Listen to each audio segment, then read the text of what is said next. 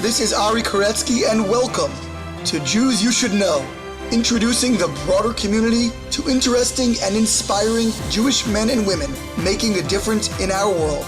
Some are already famous, some not yet so, but each is a Jew you should know. We are back with another fabulous episode of Jews You Should Know.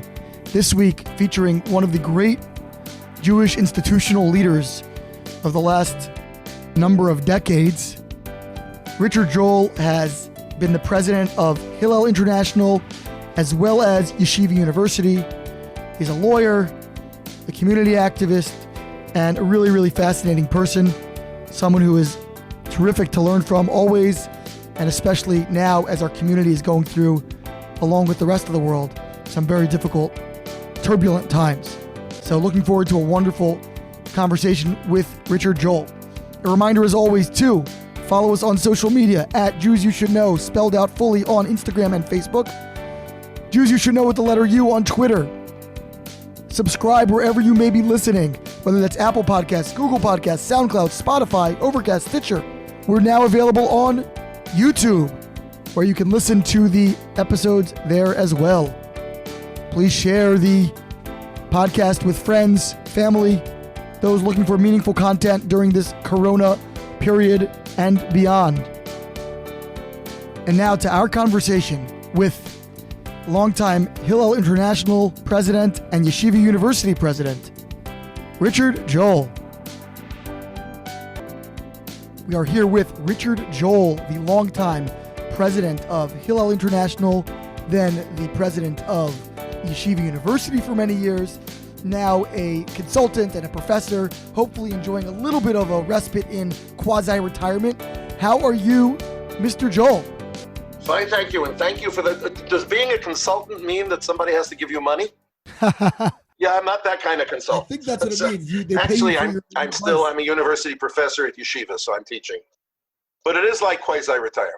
Enjoying the privileges of teaching without the burdens of the presidency, such as fundraising, which I'm sure we will get to shortly. But before we are at Yeshiva University, there was, I'm sure, quite a bit of upbringing and history. So tell us a little bit about where you were raised and where you are from, what your early childhood was like. Okay, well, I don't know if I've grown up yet, but I was raised I was born in Riverdale. I was raised in Yonkers, New York, only child, wonderful parents. Was educated in Yonkers. The yeshiva in Yonkers wasn't something to go to, so I was in a Talmud Torah, and we had the Rabbeim serve as tutors to me, and had a wonderful and happy childhood. Active in my shul in Yonkers, was in the high holiday, the Yom Noram choir, actually, which was the first place I kind of felt the presence of God. Do you remember any of the hits? Can we ask for a rendition? Yes, I do, and no. And actually, before that, my father was from Vilna originally and then South Africa.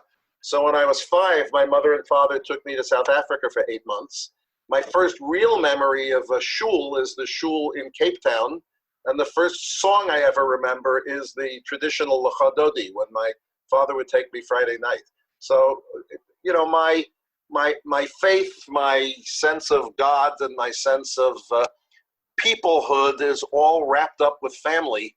And in fact, it's the kind of thing that Esther and I have tried to give to our children, because it's enduring, sustaining, and based on something more than a divine discipline and something more than rules. It's, I think, Kedoshim to you, Ki Kadosh Ani Hashem.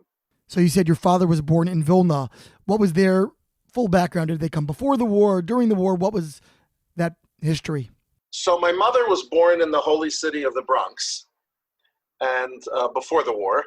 My father was born in Vilna when he was in his late teens. He fled Poland and went to a cousin in Southwest Africa, and then to South Africa, where he built up a business, both first as a general store and then in the import and export business. He left South Africa to come to New York in 1940, where he was in vital industry. He was importing quartz crystals from South America for the war effort. He met my mother, who was his secretary, who was also 20 years younger than he was.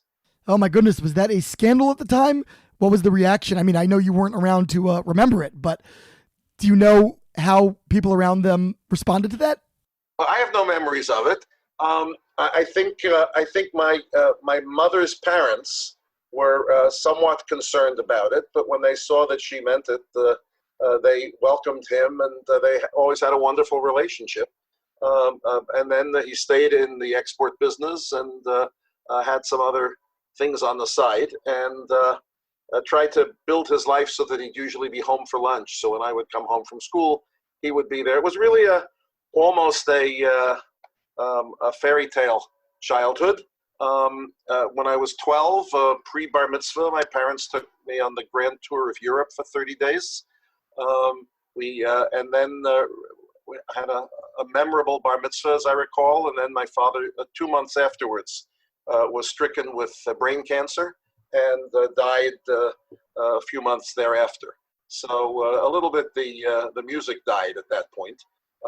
But I had a wonderful mother, and I had wonderful memories of my father. And I think in a key way, the message was, don't look at when he died, look at how he lived, and realize that life is a gift and every day counts. There are two lines from the show Zorba. One line goes, I live every day like I'll never die. And the other person answers and says, I'll live every day as if I'll die tomorrow. And I think that yin-yang is somehow very much a perspective. I grew up, I was active in the youth group in shul.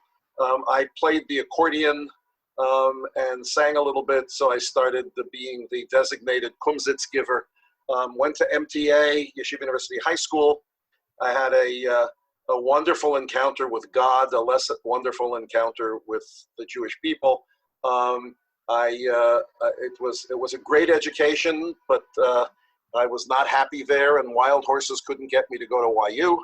So this was 1968. So there was a brand new interdisciplinary program on leadership at NYU. They gave me a full scholarship and asked me to go, and I said, that's where I'm going. And NYU. So you did go to YU, you just added the N. I added the N, and it was a campus of NYU in those days that was just across the river from YU. So I would still get to come across the river whenever the Rav would give a shiur, public shiur. I kind of sneak my way in. But I was involved in the youth outreach activities of Yeshiva in those days, something called Torah Leadership Seminar. So I was involved, as I think I told you, for the worst reason. I met a girl at a Shabbaton in my community and didn't have the nerve to ask her out. She told me she was going to this program and I should go. She left. I managed to get the chutzpah to go into YU and ask if they had any positions.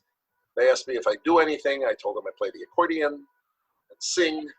They asked me to sing for me. I almost put a plaque up in that room at YU where I stood there singing Torah, Torah, Torah, Tziva Lanu Moshe.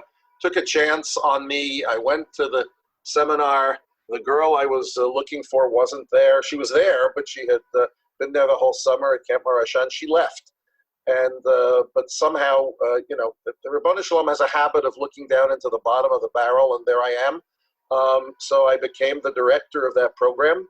I was brought to the first team meeting of the advisors who were selected, introduced to my girl's head advisor, who was that girl, and we're married for 46 and a half years.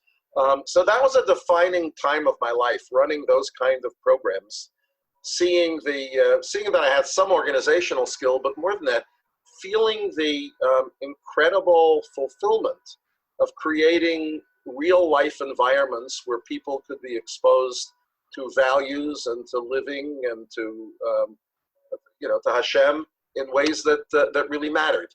That did not keep me from going to law school.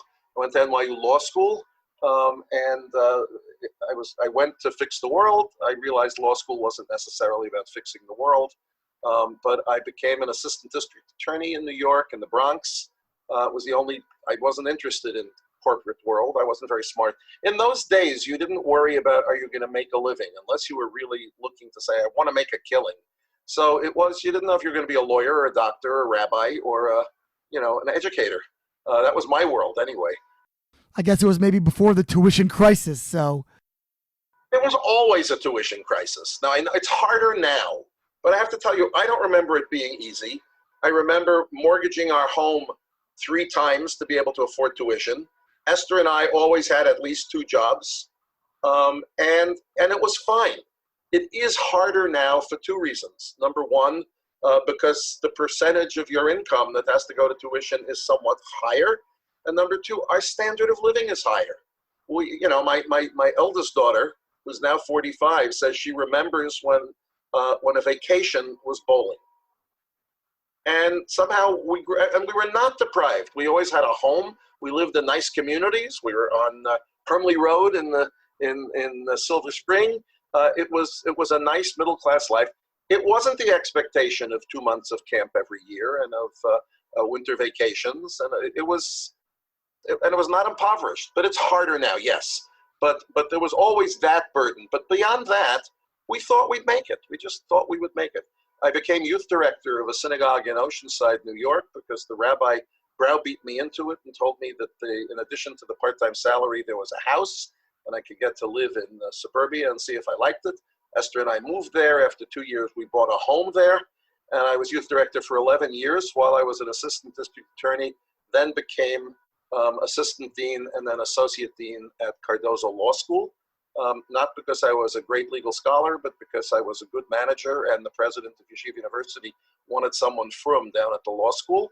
And I agreed. The faculty was very nice. They liked me and they named me a professor. So I then, for about 9 years, taught legal ethics to show that I have a sense of humor, and a little bit of writing and debating. And I ran the school. I was the chief manager of the school.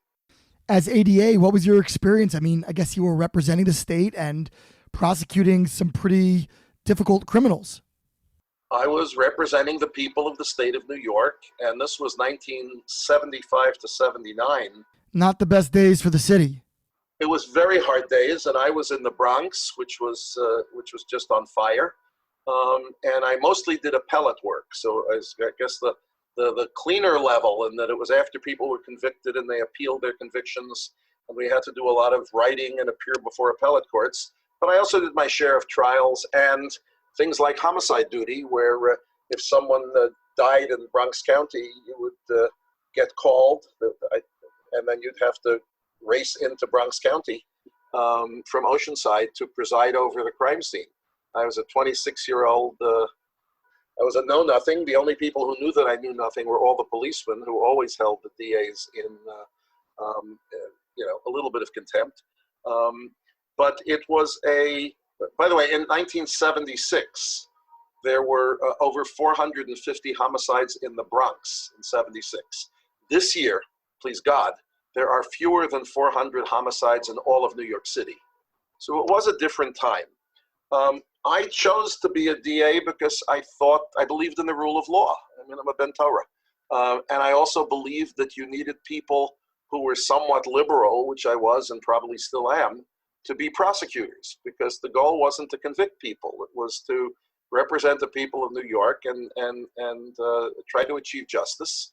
And people would have to serve their time and pay for their crimes, but that was the job. It was very interesting. Some of it was very painful. I remember many times of driving into the South Bronx and going to crime scenes, and the DA would be the one who would have to read the people their rights and take statements from witnesses. I also remember once going up to the apartment building where my grandparents used to live, and on the Grand Concourse, which was a great Jewish community and was no longer a great Jewish community.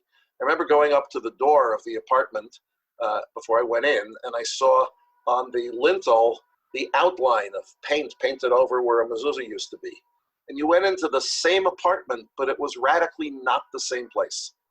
There were no smells of fragrance of chicken soup, and there were no pictures of the children, and there was no family life. And I say that to say what it really was hopeless and painful. These were not bad people. These were people with no hope. And I remember going into that apartment and identifying a body and talking to his common law wife, who said that he was threatening her, and she took out a gun and killed her. And so who was, it was awful. I have other horrific stories. I was up almost all night on a multiple homicide right near Yankee Stadium. And I went home and got into bed at 2:00 in the morning. And at 5 to 6, I got a call from one of my friends in Oceanside that someone's parent had died and the Chevra Kadisha had to do its thing. And I remember getting up at 6:00, going to the funeral home and performing a tahara. And it was an incredibly cathartic moment for me because I had just spent 15 hours dealing with life that had no value.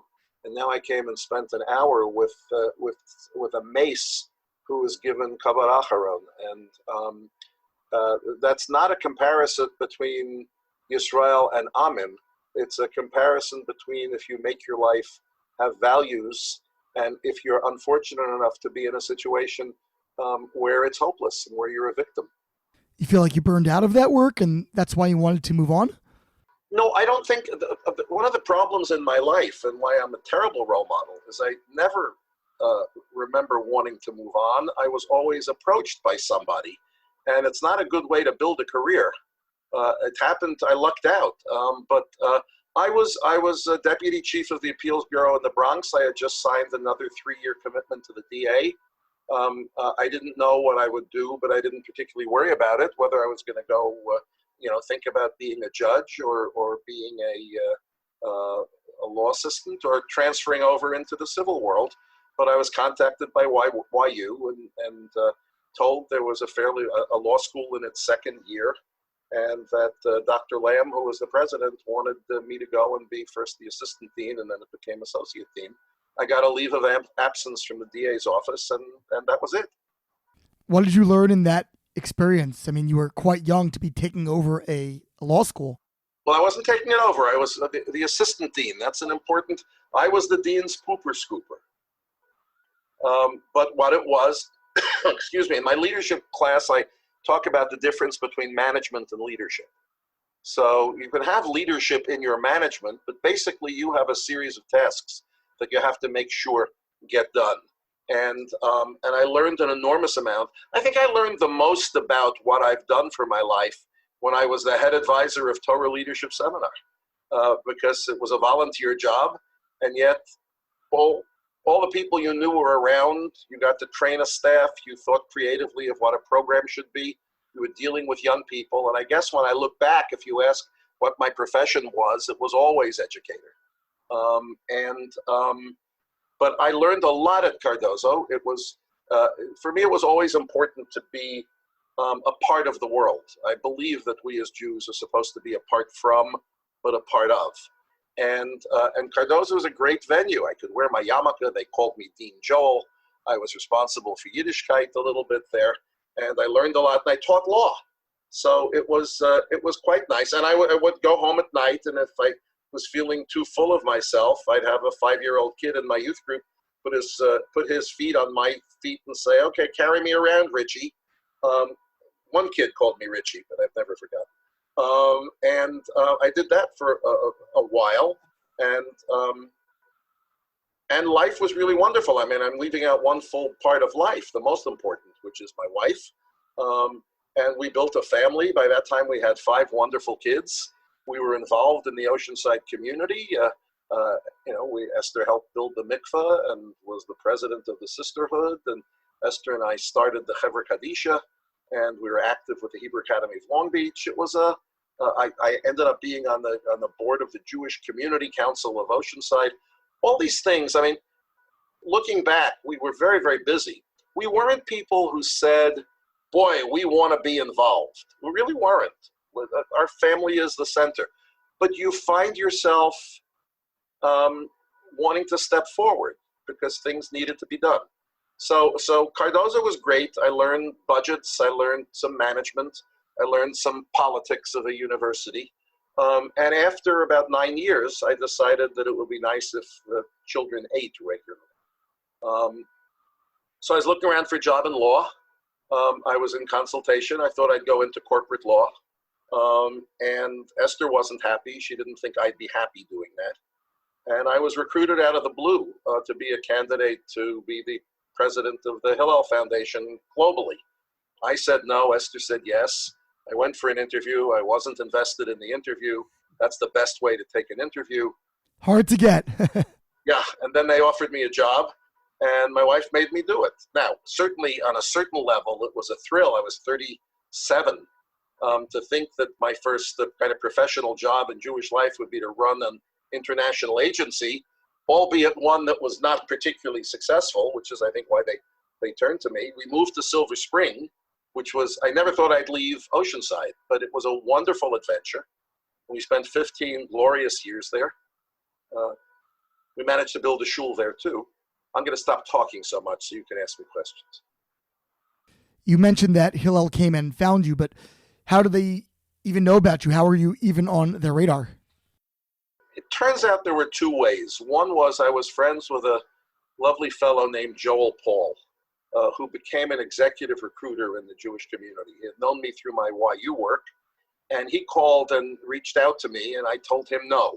At the same time, a blessed friend of blessed memory named Joel Daner was the head of recruitment for the Council of Jewish Federations. And he called me and he said, remember I told you I didn't think there was any job good enough for you in the Jewish community? He says, here's a long shot, and you're a long shot, but maybe. So I said no to both of them. And why were they looking? They had been unsuccessful. They had a series of rabbis. They were still a part of B'nai B'rith, and B'nai B'rith was at war with the rest of the Jewish community. They were looking for a reset button. And this fellow, Joel Paul, and the other guy, I think, mentioned me to them.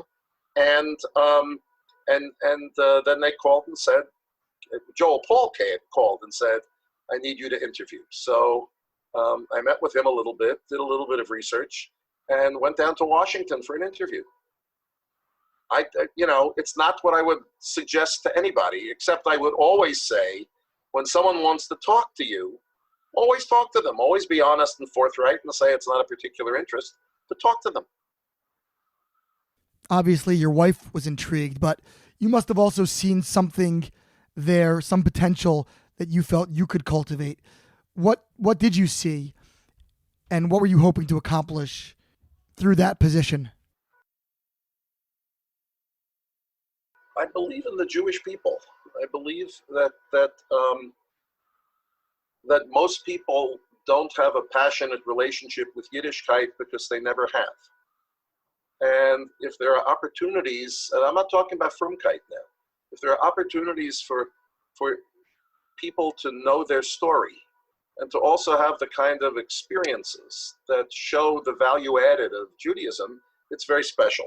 I also was, I guess, of a generation that thought the goal was not to make it, but to make it better. And if someone thought I could do it, and I also have to tell you, I think Esther was right. I didn't look forward to spending my life as an attorney. I think it's a very wonderful way for those who enjoy it. And you might know as well, once you're involved in any kind of youth movement, it kind of ruins your life because you see perhaps the incredible pleasure that you get out of kind of being a spark that lights other candles. And so although I was being responsible, and I certainly, to myself, never pictured myself in a leadership position, I'm sure on some level there were these yearnings within me. So what did you do to turn it around? And why was it even so small to begin with at the time? I mean, it seems nowadays from a 21st century perspective, entirely self-evident that this should be a major enterprise. Obviously, I'm involved in the college space and very familiar with Hillel, but there's also Chabad and the organization that I work for, Maor, which has lots of affiliates, Olami and similar. I mean, it seems pretty obvious that this is a major, major need in the Jewish community. What was going on then that it wasn't?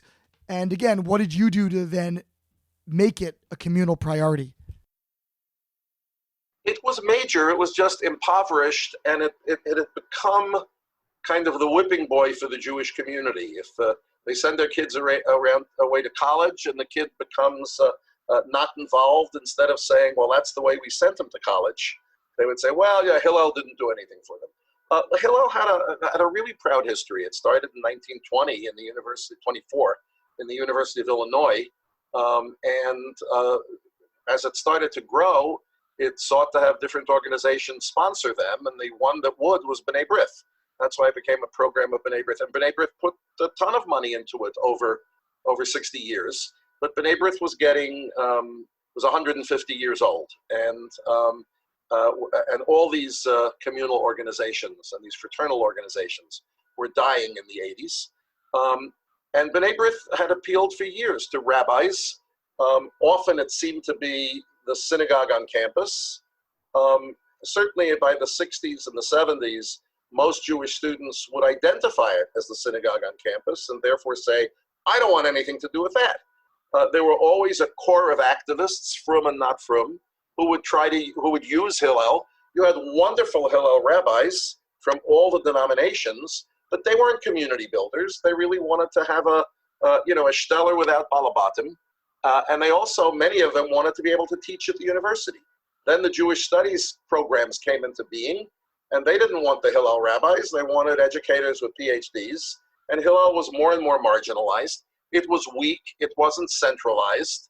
And it was a hard time. It was a very hard time. Lots of fights between B'nai B'rith and Hillel, and between B'nai B'rith and the federations. It was just a really noble enterprise filled with really good people who were at best treading water.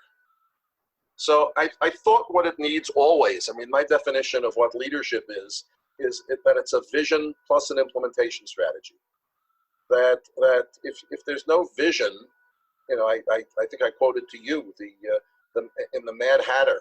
I think the Cheshire Cat said that if you don't know where you're going, any road you take will get you there. We have important things to do as a people, to be a Mamlechas Kohanim V'Goy Kadosh, a kingdom of priests and a holy nation.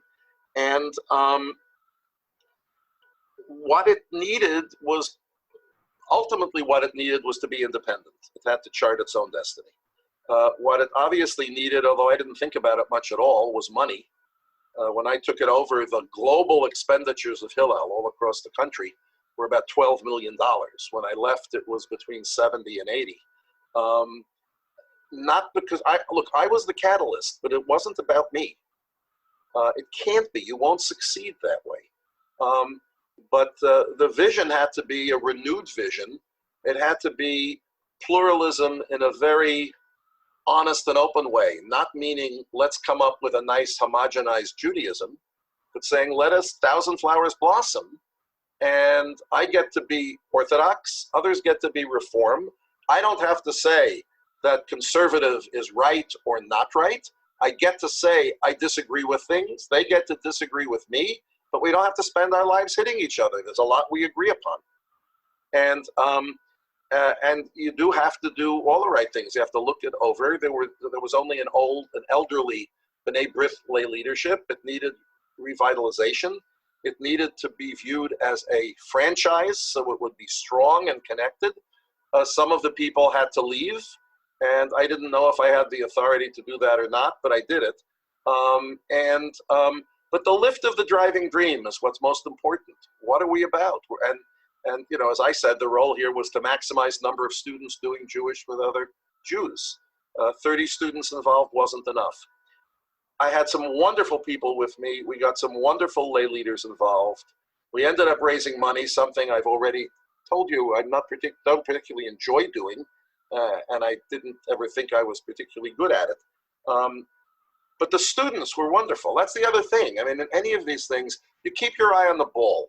Right? Hillel wasn't about the Hillel rabbis. Hillel was about 250,000 Jewish students on campuses in the United States and beyond.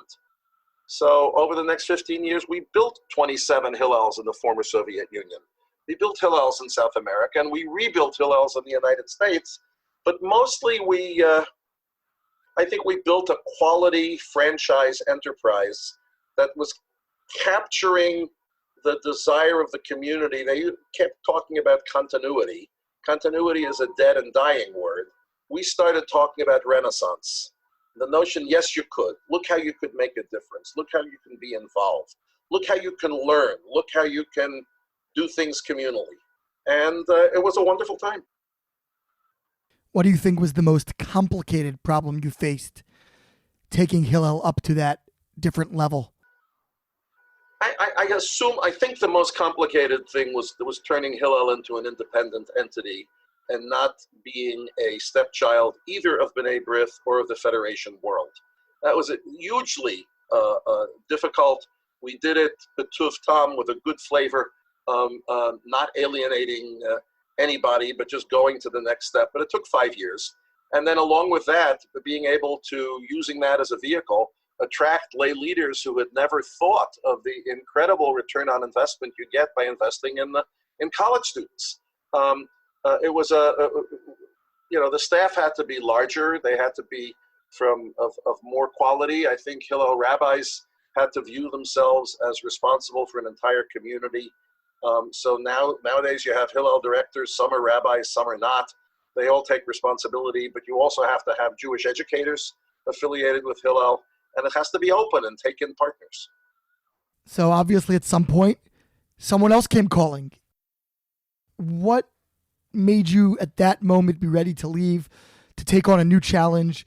Did you feel you had kind of plateaued, that you had accomplished everything you could there?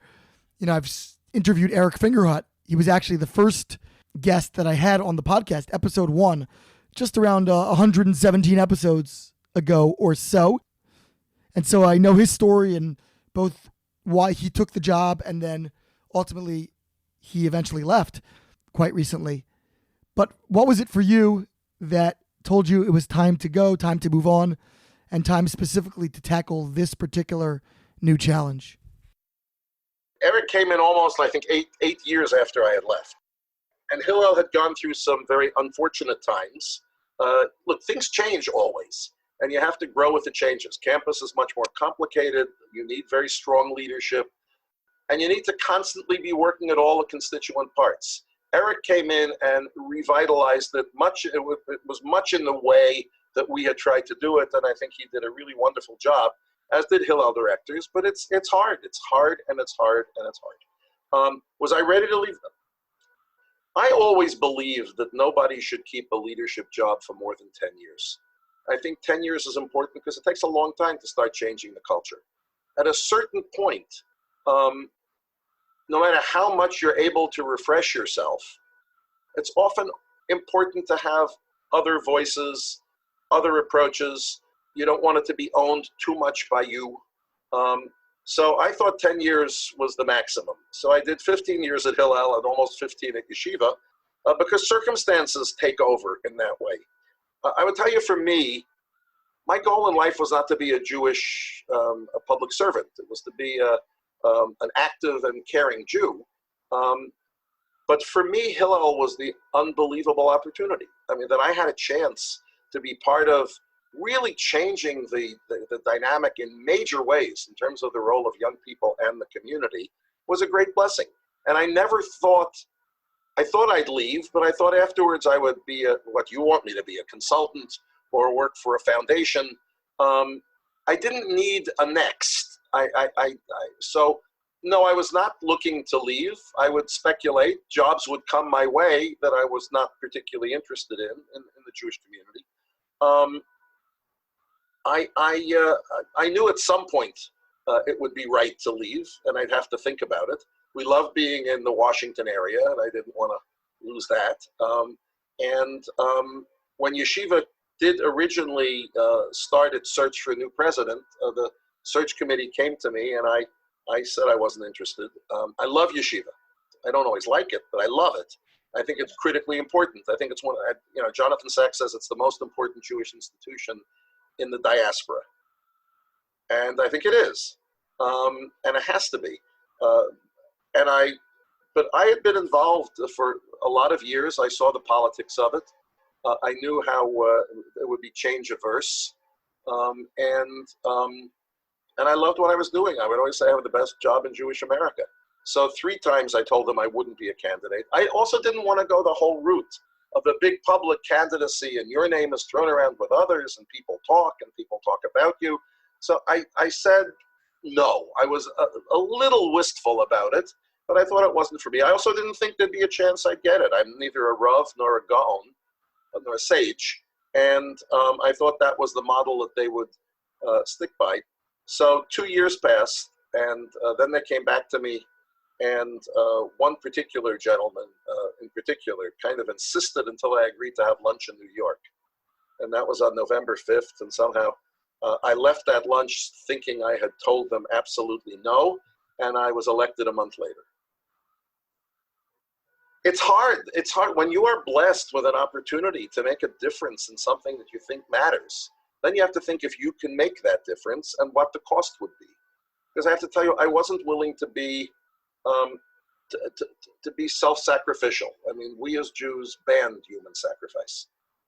I was willing, and Esther and I were willing to invest a lot, but the price couldn't be how did the children suffer, or how was I not able to be a parent, or how was there not laughter and joy in my home. There are wonderful people who do that, and kol hakavod to them. They are the heroes of the Jewish people. I'm not Moshe, and therefore I wanted my children to know who I was. What did you think were the major issues at Yeshiva that you were going to need to deal with, and why did you feel qualified specifically to tackle them? I mean, Hillel is a very different animal. It's this multinational, pluralistic organization, and now you're transitioning to a single individual university, although it has different disparate components and divisions, but one major institution, and also a bit more monolithic in terms of its philosophical approach. So kind of a different type of challenge. What were the issues, and how did you think your career until that point had prepared you to deal with them? Yeah, it's not quite that sharp, but yes, it's a difference between being in charge of a corporation with many branches and going to a university. And in fact, many people at Hillel said, why are you doing this? You're a much larger player on the Jewish global scene. And at Yeshiva University, no matter how important it is, you're a university president and you'll remain that. And in fact, I did back away from, being kind of well-known and a part of different initiatives. I believe that at Hillel I could deal with the children of about 80% of the Jewish people. I thought that was critically important. But I also thought that in order for there to be a proud and sustaining Yiddishkeit, there had to be a centrist orthodoxy, a modern orthodoxy that was strong, learned, committed, and involved. And I thought this was and I always saw Yeshiva as a shining city on a hill. It's a place for exceptionalism. Maybe it was a little tired. I won't say anything about what it was. I do know that in going into the next century, into the next millennium, it had to renew a focus on the student. It had to be more of a team. There had to be a sense of what is Yeshiva's role vis-a-vis the larger Jewish community and the larger community. I started something called the Center for the Jewish Future because I thought Yeshiva had to be both a university and a movement and had to serve communities and rabbis and educators. And I think they were, my theme for the first years was that Yeshiva had to be a place that could ennoble and enable. And both those aspects, that a student comes out and the institution is such that it has a sense of Jewish passion, that it's a values-driven place, which often is not the case, unfortunately, in universities, and that it also would give an exceedingly fine education so the students could also build their careers. That was a wonderful challenge. We didn't want to move back to New York, but it's hard to commute. And we moved to Riverdale, and it was 14 wonderful, hard, all of these are very hard and challenging. If someone thinks you take the scepter of leadership and you have these people and you tell them what to do, and one of the things I learned, you can be president of a university, and if you snap your fingers, do you know what happens? Nothing, except you've snapped your fingers. The chance to be with people, to change hearts and minds, to get people on all levels to realize that what they're engaging in is a davar shebekadusha. The first thing I did at Yeshiva is on the doors of the buildings, there were one of two signs that said enter only or exit only. And I didn't know what I could do, but I figured I could get the maintenance staff to do something. So they stripped the doors, and on all the doors, I think ad hayom hazeh, it says welcome to Yeshiva University. And I think that's part of what we did. I had learned a lot from Hillel. I have to say by that point, if I didn't understand how to move forces and how to come up with visions and have people buy into those visions and do some strategic planning and yes, encourage, take in partners, strategic partners and fundraising partners. It was wonderful. It was exhausting.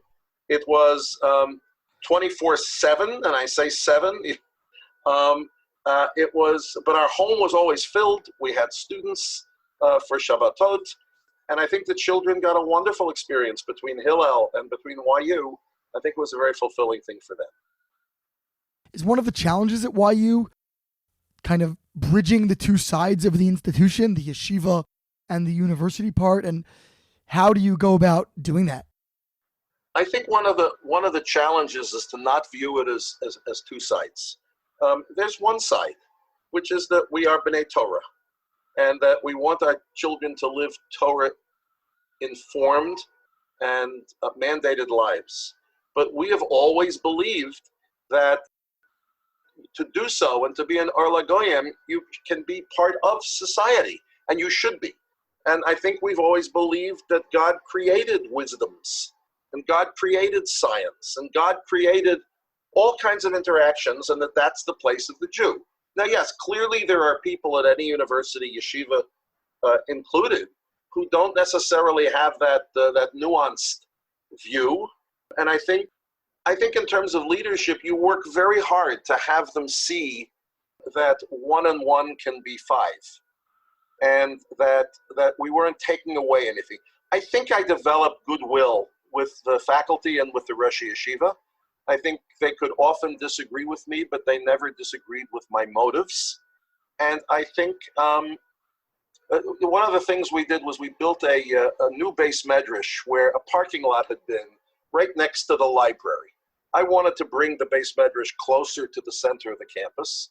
We built a wonderful building with 11 classrooms, a magnificent base medrash, offices for the Rosh Yeshiva, and I built it physically connected to the library with a corridor connecting the library and the base medrash. Some of the people thought it was inappropriate and there should be a separation between the two. I plowed ahead. They weren't organized enough to really oppose me. And ad hayom hazeh, it hasn't either detracted from Herman Melville or lahavdol from the Raven. And I think that's always a hard thing.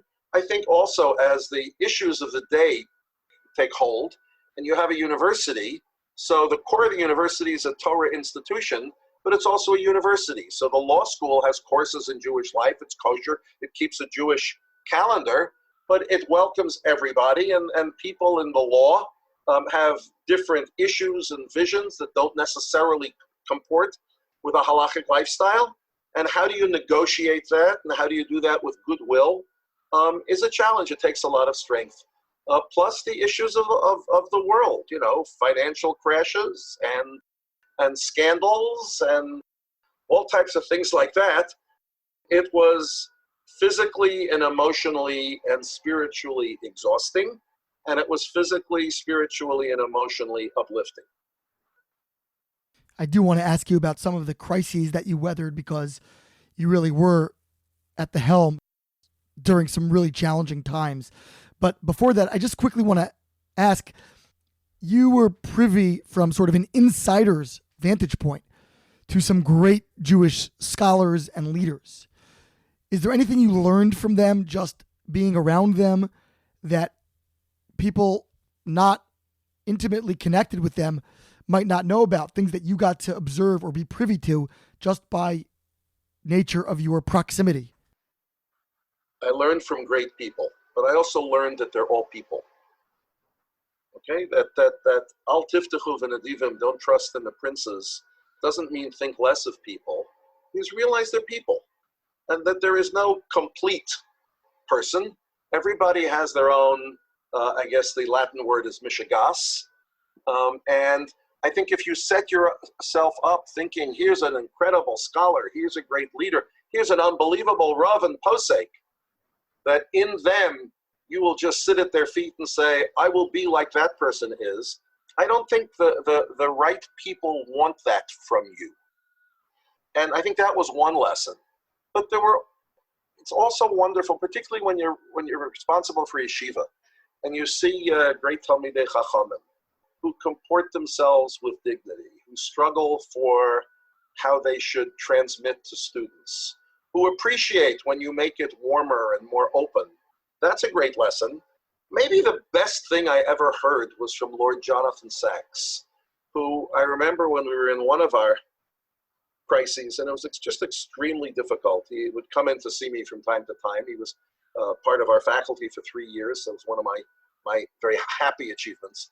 And he turned to me once and he said, "Richard, you need to remember that the most important thing is to have the respect of people you respect."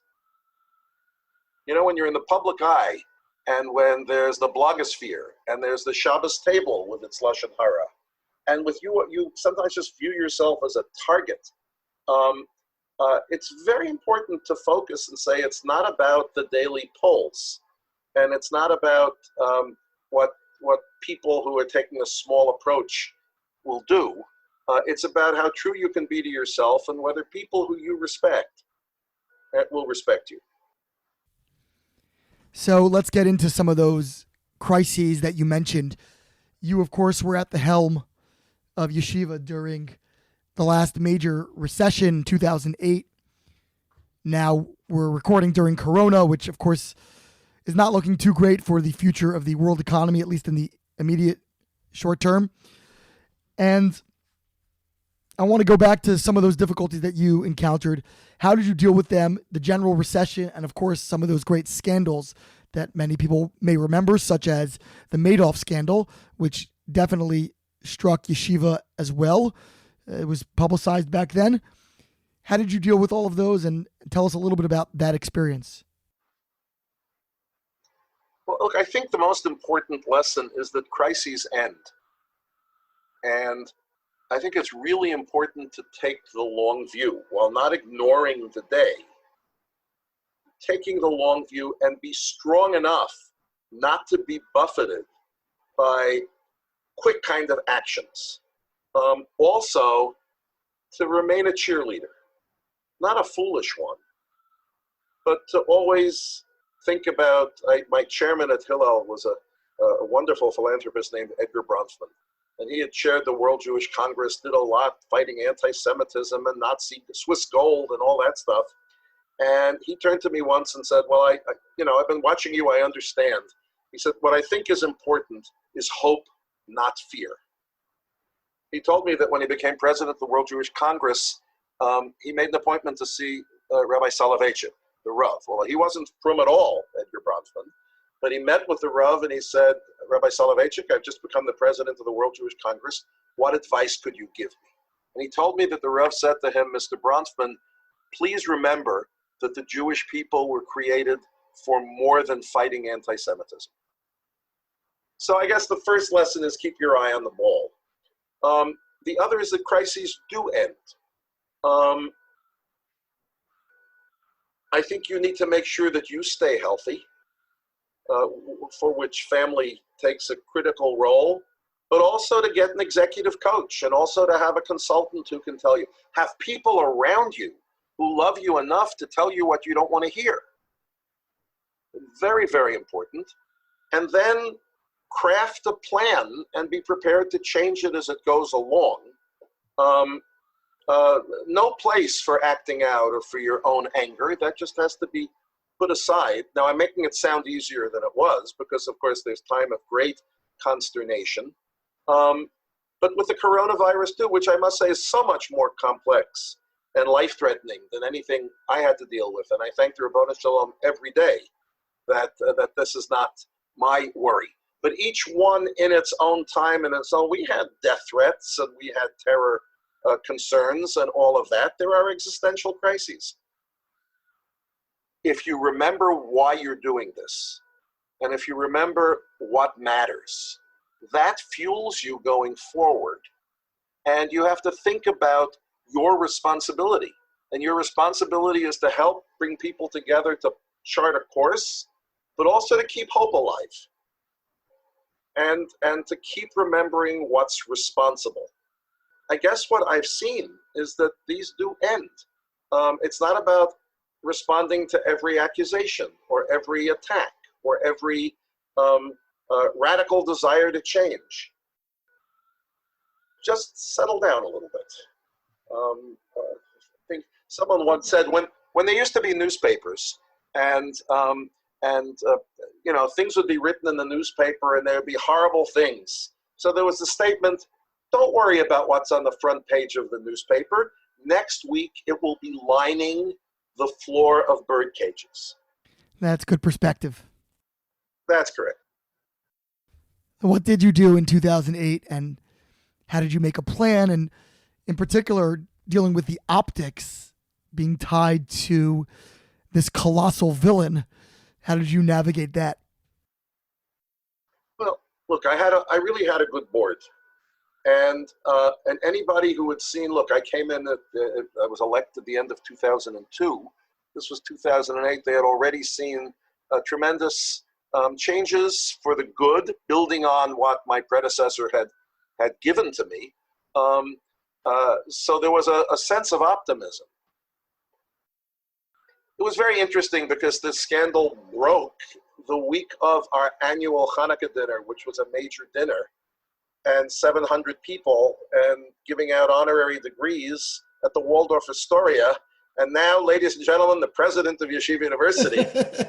And there you go to stand. And I thought a lot about it. And I came across as much me as I could, and didn't belittle it, but basically said to them, without, also not make reference to it, but basically said to them what I just said to you, which is take the long view, realize who we are, realize how precious it is. Anything that has to be done will be done. This is a great enterprise, and you have to be part of it, and you will be part of it, and there will be transparency. Look, the quickest way to do it was, first of all, make sure that any of the people who were recognized as villains were gone. Secondly, to say that we really want to look at how we operate to make sure that we operate properly. The rumors and the people who wanted to throw bricks were always saying more radical things than was true. There was no massive conflict of interest in how Yeshiva operated. Trustees never made money off of it, except for one villain. The conflict of interest policies we had were the same as other major universities, right? But clearly, right, we had allowed the situation to come that that a sociopath was on our board, and nobody would have told you he shouldn't have been, except maybe a few people, and that there was someone else working with him, frankly, who shouldn't have been involved.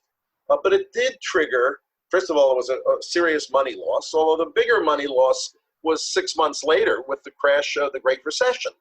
It just came one on top of the other. We froze salaries.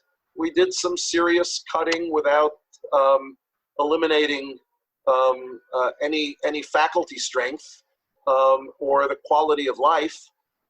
We weathered.